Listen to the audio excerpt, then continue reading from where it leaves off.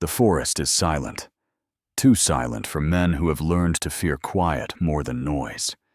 Snow covers the ground like a heavy blanket, softening every step and hiding every sound. Tall, dark trees stand close together, blocking the sky and closing the world into narrow paths and shadows. American soldiers move slowly along a narrow road. Their breath rises in white clouds as their boots crunch softly, then stop. A hand goes up, and everyone freezes. This part of the front is supposed to be calm. That is what they were told. A place to rest tired units. A place where nothing big is meant to happen. Yet something feels wrong. The air feels thick. Fog hangs low, pressing close to the ground. You cannot see far ahead or to the sides.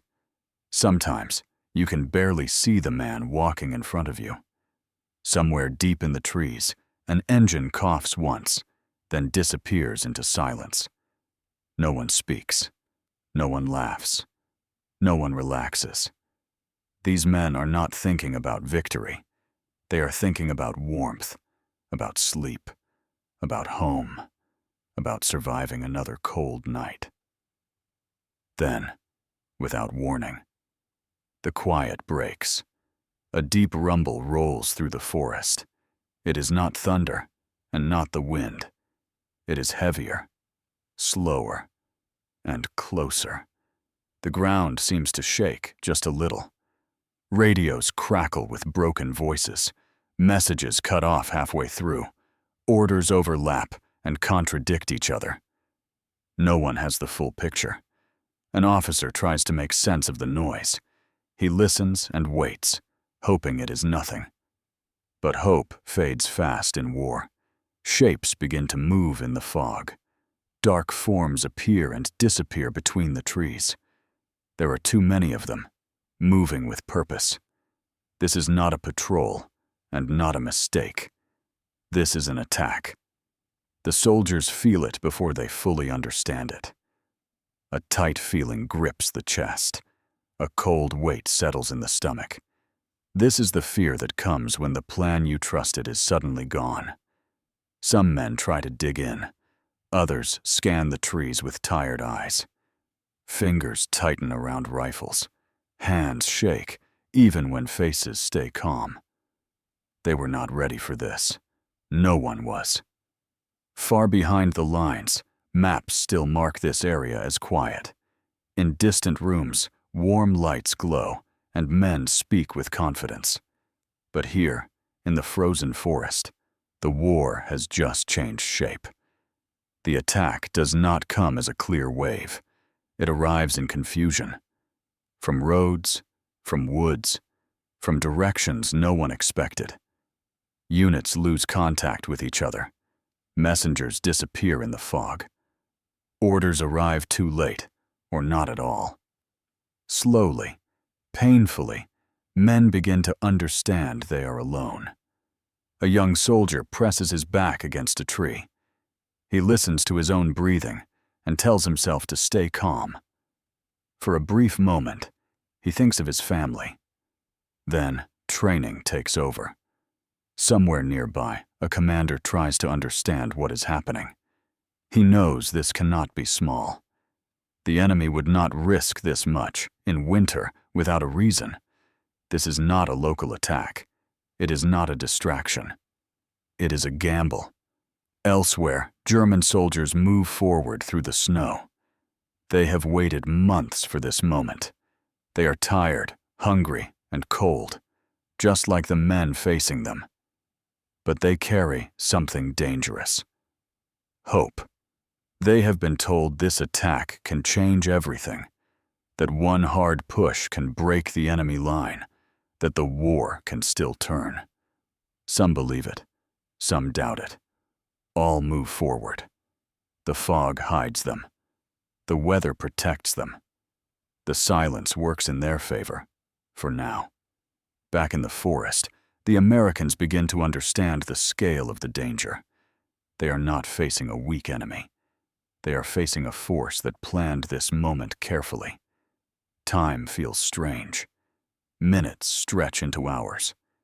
Waiting becomes painful. Every sound matters. Every shadow feels alive. This is how the Battle of the Bulge begins. Not with a grand speech or clear lines on a map, but with confusion, fear, and the quiet realization that everything has changed. As the shock settles in, the meaning of this moment slowly becomes clear. This fight is not happening by chance. It is happening because both sides believe something important is at stake. For the Americans and their allies, the war in the West feels close to its end.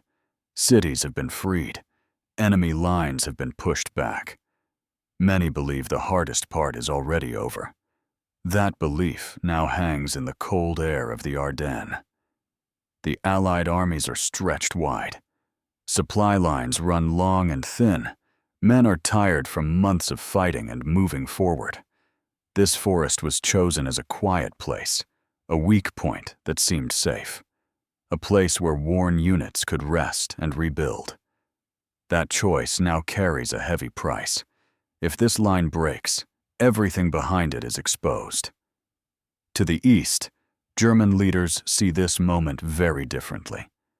They see a closing door. Their land has shrunk. Their resources are fading. Their cities are under attack. Time is no longer their friend. Waiting means defeat. Acting now feels like the last chance to change the story. This battle matters because it is built on desperation. The plan is bold and risky. Break through the weak center. Move fast. Split the enemy forces. Take key roads and fuel. Force fear into the heart of the Allied command. If that happens, confidence cracks. Alliances strain. The war slows. Maybe, just maybe, it turns. For the Americans, losing here would mean more than ground lost on a map. It would mean broken trust in their plans. It would mean fear spreading through units that believed the enemy was finished. It would mean a longer war, with more loss still to come. That is why every mile matters, every hour matters, every decision matters. As news spreads through confused radio calls and rushed messengers, higher command begins to understand the danger. This is not a small push. This is a major strike, aimed straight at the heart of the Allied front. A strike made possible by weather, secrecy, and belief. Snow and fog are not just part of the setting. They are weapons. Planes cannot fly. Roads are hard to see. Movement is slow and uncertain. Help from the air, which the Allies rely on, is suddenly gone. The sky belongs to the weather. On the ground, German forces push west with a clear goal: move fast before the enemy can react. Take fuel that they desperately need. Keep the pressure constant. Do not allow the line to settle. But speed has a cost. Vehicles struggle on icy roads. Supplies lag behind. Units get mixed up in the forest. Orders take time to reach the front. Even the attackers face confusion and doubt. The plan looks clean on paper. Reality is cold, dark, and crowded with trees. Still, the early success shocks everyone. American units are pushed back in places. Some are surrounded. Others fight on without knowing what is happening around them.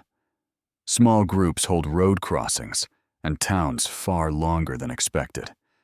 These delays matter more than anyone realizes at the time. For German commanders, every delay feels dangerous. The clock is always ticking.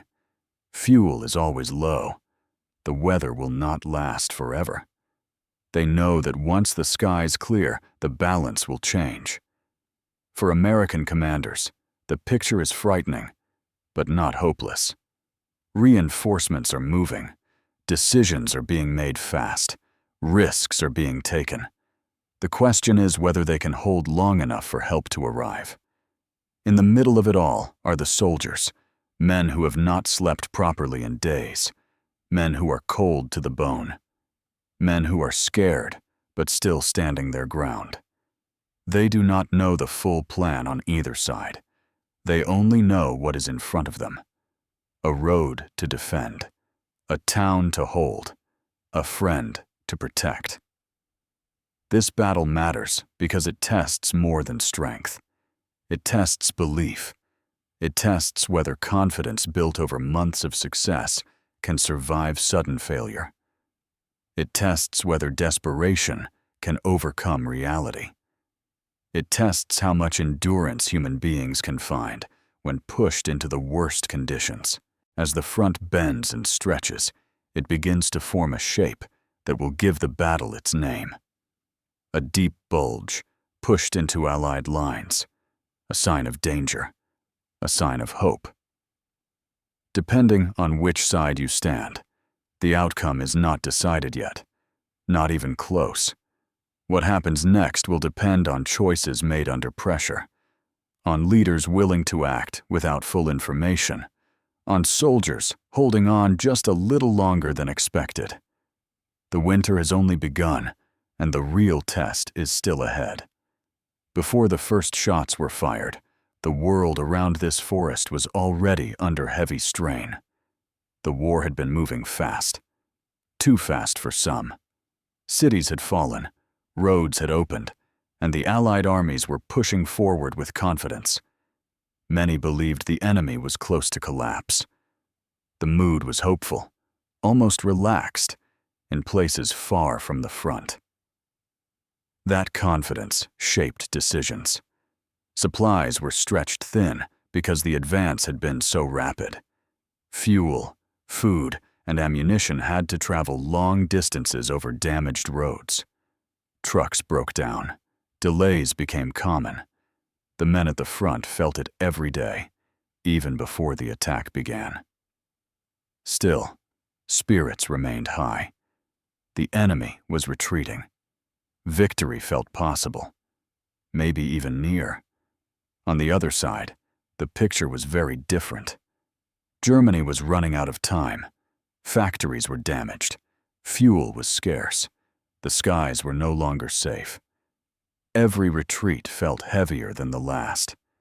For many leaders, the war had already been lost in their minds. But not all of them were ready to accept that. At the center of this belief stood one man who refused to step back. He believed that bold action could still change everything, that one massive strike could break the enemy's will, that surprise and speed could cover weakness. Waiting meant certain defeat. Acting meant at least a chance. So the plan was born in secrecy. Troops were moved quietly. Orders were given only to a few. Radio silence was enforced. Even many German commanders did not know the full picture until the last moment. The forest was chosen for a reason. It looked weak. It looked quiet. It looked forgotten. Winter was part of the plan. Snow would slow movement, but it would also hide it. Fog would block vision, but it would also block aircraft. The weather would level the field. It would take away the Allies' greatest strength in the air and force the fight onto the ground. For weeks, men prepared in silence. They trained in the cold. They gathered supplies where they could. They memorized routes through forests and villages. Some believed strongly in the plan. Others doubted it would work. But orders were orders, and time was short. Across the lines, the Allies were not expecting a major attack. Intelligence reports suggested the enemy was weak, too weak to launch something big. The Ardennes sector was seen as safe enough for rest and recovery. New units were placed there to gain experience. Worn units were sent there to rebuild strength. It felt logical. It felt reasonable. But war often punishes comfort. As winter deepened, daily life at the front became harder. Cold seeped into bones. Simple tasks took more effort. Weapons froze. Vehicles struggled to start. Morale dipped, then rose again, then dipped once more. Still, no one expected what was coming. When the attack finally began, it hit not just bodies, but minds. It shattered assumptions built over months. It forced commanders to rethink everything they believed about the enemy's strength and intent. The world before the battle was a world of belief. Belief in progress, belief in decline, belief that the worst was over. Those beliefs were about to be tested. As the Bulge pushed deeper into Allied lines, pressure increased at every level. Messages raced up and down the chain of command. Decisions had to be made quickly, often with missing information. There was no time for perfect plans, only choices. This was the moment when leadership mattered most. Some leaders hesitated. Others acted fast. Some trusted instinct over orders.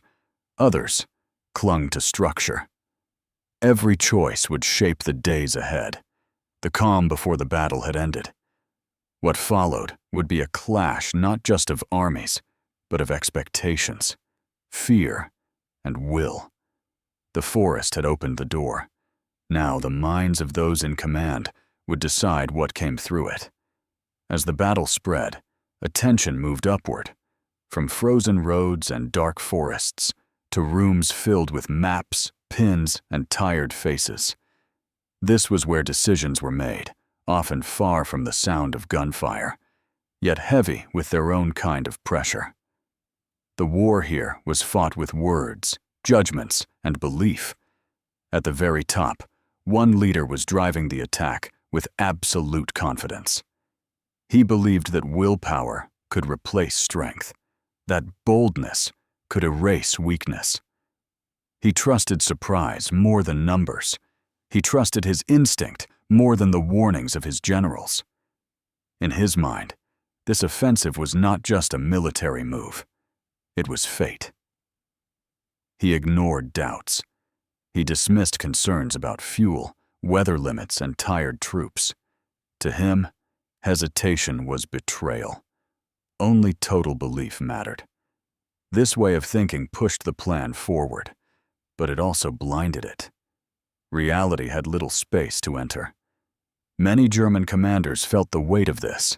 They saw the risks clearly. They knew their forces were stretched thin. They knew the enemy had deep reserves. But speaking against the plan carried its own danger. Some chose silence. Some tried to adjust the plan quietly.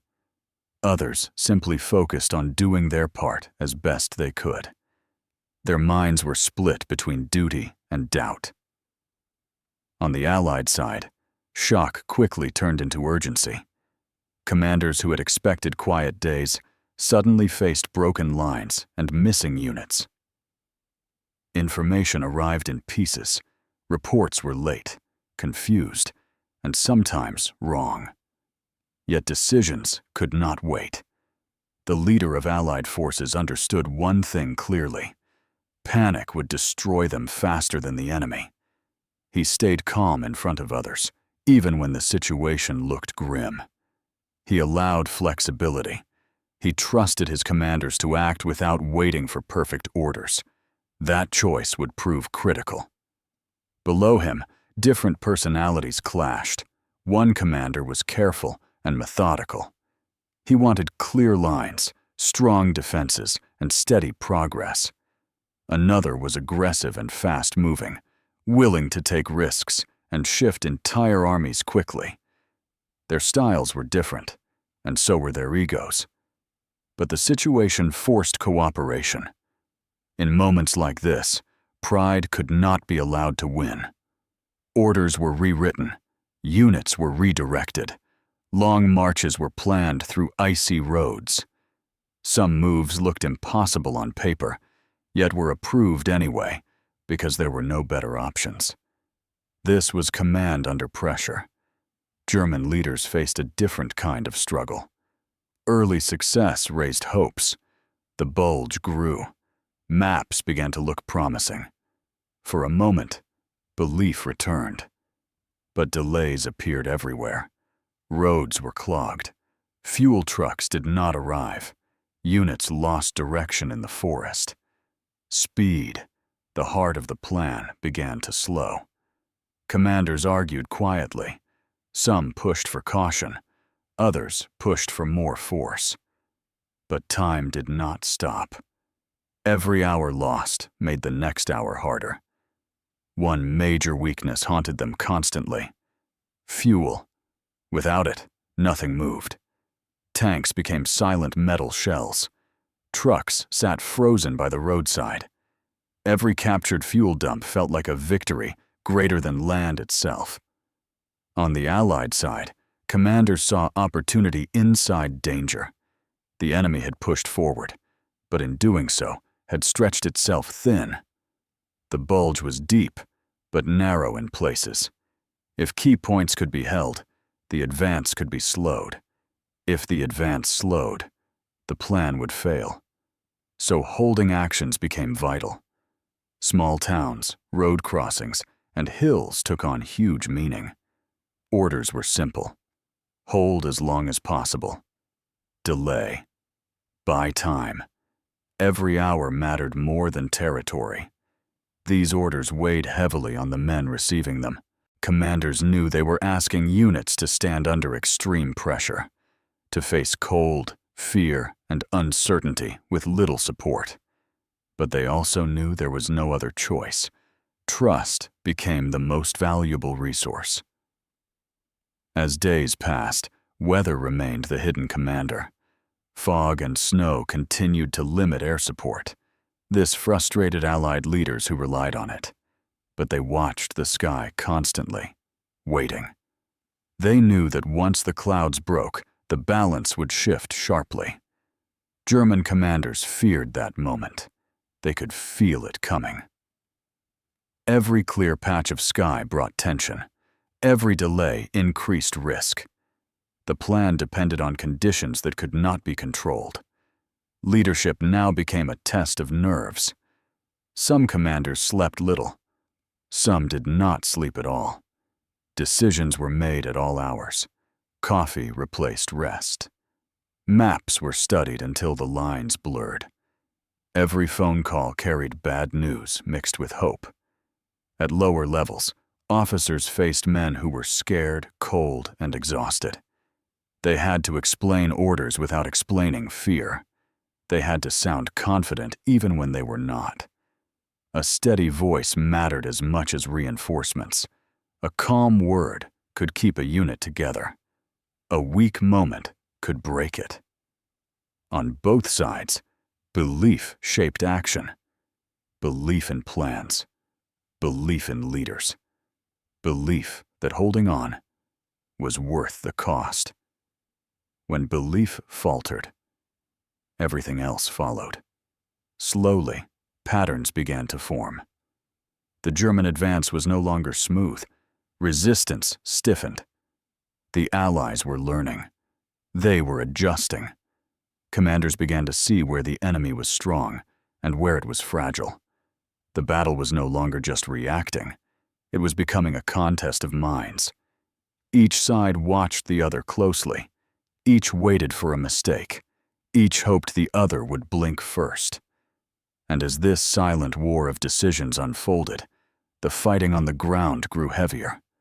Lines tightened. Pressure increased. The moment when plans would collide fully with reality was drawing closer. The choices already made could not be taken back. The next choices would decide everything. The first full impact of the attack spreads fast, like a shockwave moving through the forest and along the frozen roads. What began as confusion now turns into constant pressure. The sound of engines grows louder. Movement increases. The quiet front no longer exists. American units are hid in places that were never meant to see heavy fighting. Roads meant for supply trucks suddenly become paths of danger. Villages that offered warmth the night before now feel exposed and unsafe. Men wake to orders shouted in haste, often without knowing where the enemy is or how close he might be. The fog makes everything harder. You cannot see far enough to judge distance. Shapes appear suddenly, then vanish. A sound might mean danger, or it might mean nothing at all. The mind fills the gaps with fear. Every decision feels rushed. Every delay feels deadly. Command posts struggle to keep control. Phones ring without pause. Radios crackle with urgent voices. Reports come in from units that no longer exist on the map. Some messages are clear. Many are not. Officers must decide which ones to trust. On the ground, the battle has no clear shape. German forces push forward along narrow roads, guided by plans drawn months earlier. They move with urgency, knowing speed is their greatest strength. When resistance is light, they surge ahead. When resistance is strong, they try to go around it, leaving small pockets of enemy behind. This choice saves time, but it creates danger. American units find themselves cut off, surrounded, or bypassed. Some do not realize it at first. They continue following orders that no longer fit the situation. Others sense the change immediately. They dig in, set up defenses, and prepare to hold. Small groups now carry large responsibility. A single road junction becomes vital. A small town becomes a barrier. A bridge becomes the key to movement. Men who never expected to play a major role suddenly stand in the path of the advance. They fight with what they have. Cold slows everything. Fingers grow stiff. Weapons are harder to handle. Simple tasks take twice the effort. Sleep comes in short, broken moments, if at all. Hunger becomes normal. Fear becomes familiar. Still, resistance grows. German commanders grow impatient. Delays appear where speed was promised. Traffic jams form on narrow roads. Vehicles struggle on ice. Units lose direction in the forest. Maps do not match reality. Every delay costs fuel, and fuel is already scarce. The plan demands momentum. Reality resists it. American commanders begin to regain control, piece by piece. Reinforcements move toward the sound of fighting. Units are reassigned while already on the move. Long marches are ordered through snow and darkness. Men arrive exhausted, but ready. They know why they are there. The battle now burns across the front. There is no single center. Fighting breaks out wherever the lines touch. In some places, the enemy advances quickly. In others, he is slowed by stubborn defense. The outcome changes from mile to mile. Weather still rules the sky. Aircraft remain grounded. This gives the attackers breathing space, but it also traps them in the same fog and snow as their enemy. Visibility stays poor. Mistakes increase. Friendly units lose each other. Confusion spreads on both sides. Yet the human will to act does not stop. Orders to hold come down the line again and again. Hold the road. Hold the town. Hold until relieved. These words carry heavy meaning. They ask men to stand under pressure with no clear end in sight. Some positions fall quickly. Others hold far longer than expected. Each hour bought by resistance changes the shape of the battle. Each delay strains the enemy's plan. German forces begin to feel it. Fuel shortages grow sharper. Vehicles are abandoned by the roadside. Crews wait, hoping supplies will arrive. Sometimes they do.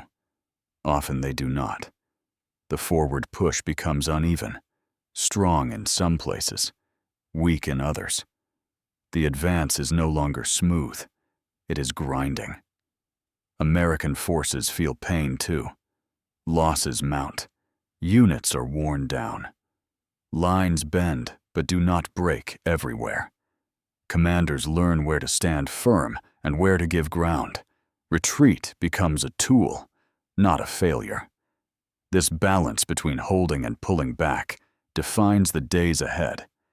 As the fighting deepens, the bulge grows clearer on the map. It looks dangerous. It looks threatening. But it also reveals something important. The deeper it pushes, the more stretched it becomes. The attackers are moving forward, but they are also exposing themselves. The battle has fully ignited now, not as a single clash, but as hundreds of small struggles linked together by roads, orders, and exhaustion. The fog still hides much, but one truth is becoming clear. This fight will not be decided by speed alone. It will be decided by endurance, judgment, and timing. And the moment when those forces collide is drawing closer. As the pressure builds, the battle reaches moments where small choices begin to shape everything. These moments do not always look important at first. They happen in quiet rooms, at frozen crossroads, and in brief talks between tired men. Yet their impact spreads far beyond where they begin. One such moment centers on a cluster of roads in the middle of the forest. It is not a large place, no grand buildings, no wide fields, just roads meeting in a cold town. Whoever controls these roads controls movement in every direction. Supplies pass through here. Reinforcements pass through here. Delay here means delay everywhere. American commanders see this quickly. Orders are clear and simple. Hold this place, no matter what. Not because it is beautiful or famous, but because it buys time. The men sent there understand the weight of the task. They know they may be cut off. They know help may not come soon. Still, they take their positions. They dig shallow defenses in frozen ground. They share food. They share fear. They prepare to wait. German forces press toward the same roads with urgency. They need them badly. Their fuel is low. Their timetable is tight. Every hour lost here pulls the plan closer to failure. They attack with confidence, expecting the defense to fall quickly. It does not. Each delay creates a ripple. Traffic backs up behind the front. Supplies slow. Units lose their rhythm. Commanders grow frustrated. Orders become sharper. Pressure increases. Elsewhere, another decision is made that will shape the battle. An Allied commander looks at the map and chooses speed over caution. Instead of waiting to gather strength, he orders a rapid shift of forces. An entire army turns on icy roads and begins a hard march north. The move is risky. Roads are crowded. Weather is terrible. Men are already tired. But waiting would be worse. Time is the enemy now. The march is slow and painful.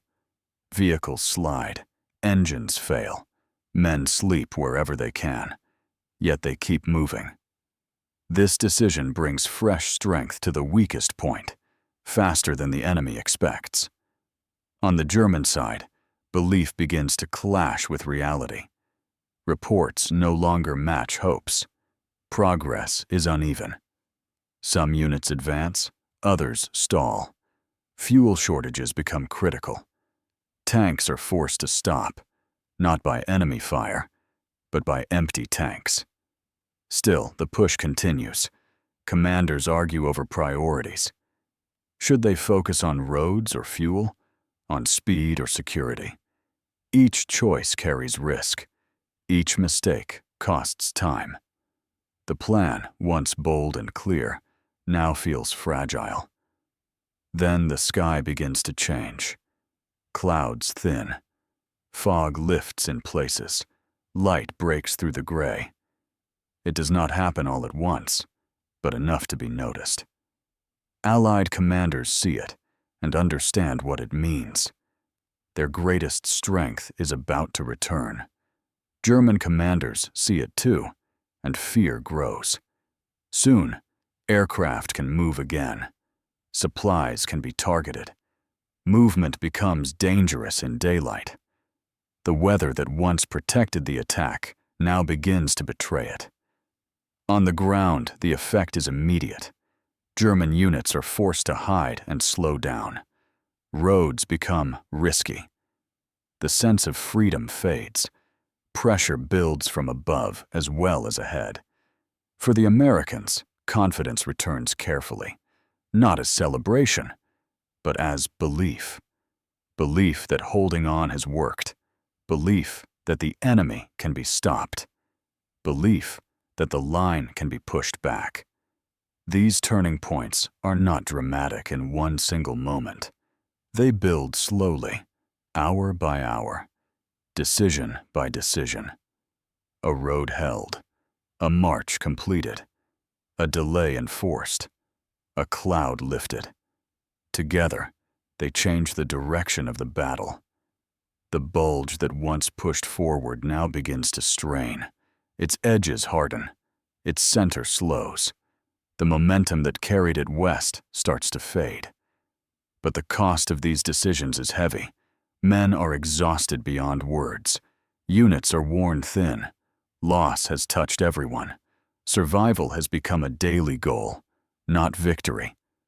Yet still they stand, driven by orders, duty, and the simple need to endure. The battle is no longer about surprise. It is about staying power. And as the balance shifts, the true price of holding, delaying, and deciding begins to show itself in human terms. As the fighting drags on, the true weight of the battle settles on the people living inside it. This is where plans fade into the background, and survival becomes the main concern. Cold becomes a constant enemy. It creeps into boots, gloves, and bones. It never leaves. Men go days without proper sleep. When they rest, it is brief and uneasy. They wake at every sound. Hunger becomes normal. A cold meal feels like a reward. Warmth feels like a memory from another life.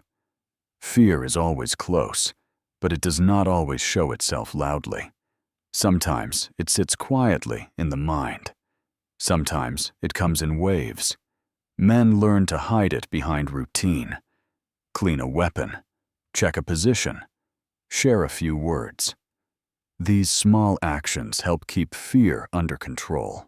Many soldiers are far from home for the first time in winter. They think about family fires and warm rooms. They think about faces they may never see again. These thoughts come without warning, often at the worst moments. Civilians are caught in between. Small towns and villages become places of danger instead of safety. Families hide in cellars, unsure who will arrive next. Their homes change hands without warning. Fear becomes part of daily life for them too. Medics work without rest. They move from place to place, helping where they can. Supplies are limited. Conditions are harsh. Every life saved feels like a victory. Every life lost feels heavy and personal. Brotherhood grows strong in these moments. Men share food, blankets, and silence. They learn to read each other's faces. A look is often enough to say what words cannot. Trust becomes essential. No one wants to feel alone. On both sides, soldiers endure the same cold, the same hunger, the same exhaustion. The uniforms are different, but the experience is not. Many wonder how they ended up here, fighting in a frozen forest far from home. Some units break under the strain. Others hold together through pure will. Courage does not always look like charging forward. Often, it looks like standing still, staying awake, and not giving up when everything feels heavy. As days turn into weeks, the human cost grows quietly. Bodies ache, minds grow tired, Emotions flatten. Survival becomes routine. The battle is no longer just about holding ground. It is about holding on to oneself. Yet even in this hardship, moments of kindness appear.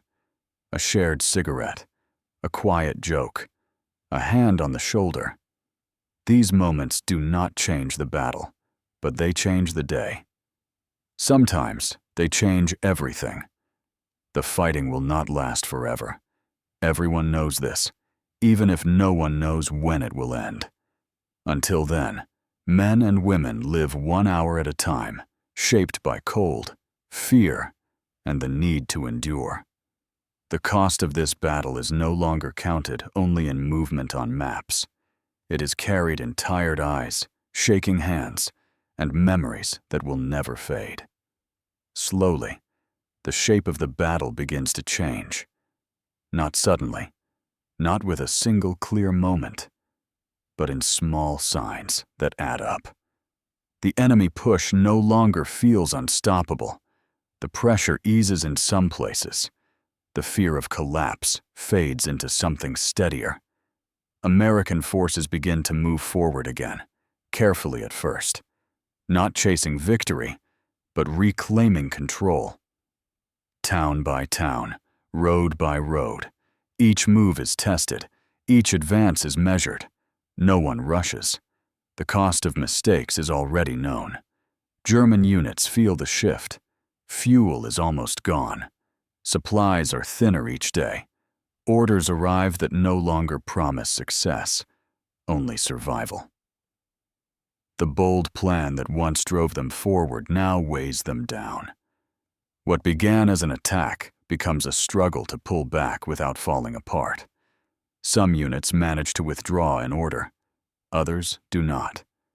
Confusion returns, this time in reverse. Roads clog again. Vehicles are left behind. Men march on foot through snow that no longer hides them. The sky is clearer now, and movement is dangerous. For the Americans, victory does not feel loud. It feels tired. There is no cheering in the forest, no sense of triumph. Only relief that the line has held, relief that the worst has passed, relief that they are still alive. The bulge on the map slowly shrinks. The front straightens. What once looked like a breaking point now looks like a scar, a reminder of how close everything came to falling apart.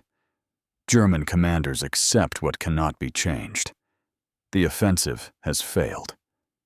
Too much was asked of too little. Too many hopes were placed on weather, speed, and belief. The cost is heavy, and there is nothing left to replace what was lost. For many German soldiers, survival becomes the goal. Getting back to their own lines, staying alive through the retreat, leaving the frozen forest behind. For American soldiers, survival remains the goal too. Even in success, the danger does not disappear. Mines remain hidden. Roads are still icy. The cold still bites. The war is not over. This battle does not end with a clear finish line. It fades out slowly as pressure lifts and movement slows. Units are relieved. New faces arrive. Old faces leave. Some forever. The result is clear, even if the feeling is not. The attack has been stopped. The last major push in the West has failed. The enemy has spent strength that cannot be replaced. But the cost is written everywhere, in empty towns, in damaged roads, in tired men who look older than they did weeks before. Victory here is not about ground taken. It is about ground not lost. And for many who lived through it, survival is the only word that truly fits. As the guns fall quieter and the snow settles again, the forest holds its silence once more. But it is not the same silence as before. It carries memory now. It carries weight. The battle has ended, but its meaning is still unfolding. When the fighting finally fades, the forest does not celebrate. It simply returns to stillness. Snow continues to fall. Trees stand as they always have. But the silence now feels different. It is heavier. It remembers. This battle is remembered not because of how fast it moved, but because of how close it came to changing everything. It shows how belief can push armies forward, and how reality eventually pushes back. It shows that confidence, when left untested, can become dangerous. It also shows that endurance, even when quiet and unnoticed, can decide the fate of nations. For the Americans, the battle becomes a lesson written in cold and fear. Victory is not always clean or easy. It can arrive slowly, carried by tired men who simply refuse to give up. Leadership mattered here, but so did patience, so did trust, so did the ability to adapt when plans failed. For Germany, this battle marks the end of possibility. It was the last moment when hope was placed in one bold move. When that move failed, there was nothing left to replace it. Strength was gone. Time was gone. The road ahead led only one way. Yet beyond strategy and outcomes, the battle's true meaning lives in human experience, in soldiers who stood in freezing forests with little sleep and less certainty, in civilians who hid and waited, unsure of who controlled their streets, in medics, drivers, messengers, and officers who carried weight far beyond what they were trained for. The Battle of the Bulge reminds us that war is not decided only by power, but by limits. Limits of fuel, limits of weather, limits of the human body and mind. When those limits are reached, no belief is strong enough to ignore them. It also reminds us that survival itself can be a form of victory. Holding on 1 hour at a time can shape history just as much as bold attacks and grand plans. Today, maps show clean lines where chaos once ruled. Snow-covered forests look peaceful again. But beneath that calm lies a story of fear, pressure, and endurance that should never be reduced to numbers alone. This battle mattered because it showed how close the world came to a different ending, and how fragile even the strongest plans can be when tested by winter, resistance, and humanulao.